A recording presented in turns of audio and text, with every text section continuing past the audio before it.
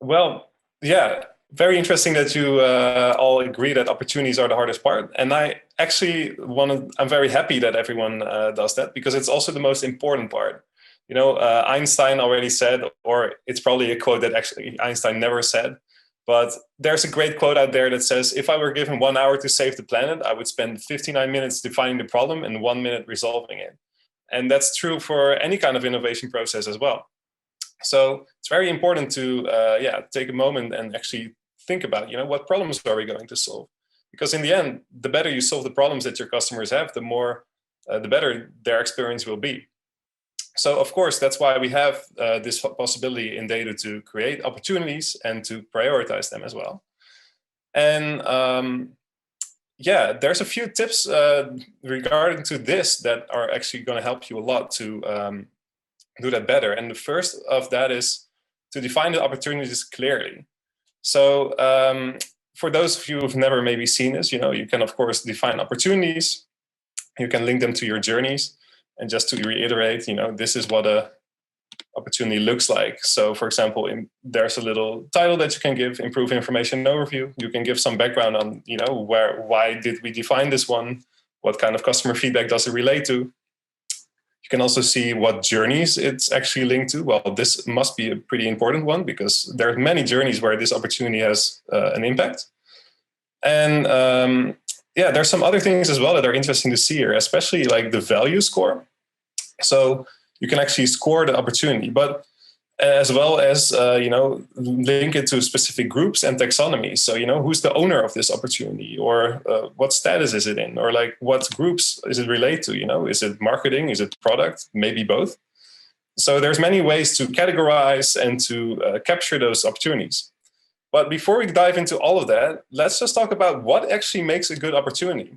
And a lot of that actually comes down to the way you phrase them and the way you actually describe them. So let me just start with like a quick checklist you can use to better clearly define your opportunities. And the list looks as follows, and I'll just talk right through it. So first of all, phrase them that they finish the sentence, how might we? The how might we technique is a very common technique in design thinking. And what it forces you to do is to come up with titles that lead to inspiring questions that you can actually solve and pick up in, for example, idea generation sessions. So try to always start your sentence with how might we, and also do a little test to see if does this opportunity actually immediately generate lots of ideas. If it does, that's a very good point. Like that probably means you have an interesting solution or opportunity to find. But there's more. And I'll just list a few solutions. So like focus on the root cause. Like, for example, let's take a help desk process. Instead of saying reduce the number of calls, try to actually make it based on what the pain points are that your customers are experiencing. For example, talk to them, and maybe you'll learn that, hey, the pain point is they don't feel confident, and that's why they keep calling. So instead of reducing the number of calls, try to phrase it like, make users feel more confident that they have all their needs. Something else you could do is like don't suggest solutions in it, because that really restricts the space for opportunity for solutions that you create. Because, for example, use a chatbot to fill in taxes. Well, how might we do that? Yeah, create a chatbot. There's only one solution to that question. Whereas if you say like, how might we help our customers fill in taxes? There's many different solutions there. Something else is define them broadly. So there's different levels that you can play with how broadly you define your opportunity. For example, you can make it very specific. So like help users to check the work for mistakes. But you can also go all the way to the other side, like, improve the tax submission process, which is super broad. And the best opportunity definition lies probably a little bit in the middle, like not too specific, but also not too broad that everything could be a solution. So in this case, maybe try to, support users to efficiently draft the submission they're happy with. Could be like a nice in-between broadness of the formulation of the opportunity.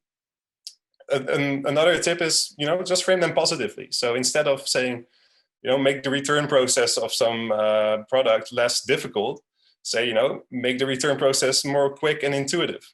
That generates more, positive vibe around it, of course, but also just promotes creativity in that way. Lastly, like MEC, some of you might already know it, but try to formulate your opportunities so that they're mutually exclusive and collectively exhaustive. So that means that together they cover all the important root problems, collectively exhaustive, but also that every opportunity is distinctly separate. This will not only, this will help you prioritize, because it's much easier to see like, yeah, they're really different from each other. So one will score different than the other. It also helps to create different solutions, you know, and make sure that you cover all the root problems that you identified. And lastly, quickly check for duplicates. Like, do we have any duplicate opportunities already there? TheyDo is, of course, based on the idea that you, that you work together and that multiple teams can actually create opportunities and use them in each other's journeys. So they really become like the thing that stick through multiple journeys and multiple teams in the organization. So if there's already something out there, use it. And instead of, you know, defining your own and keeping everything within your own team.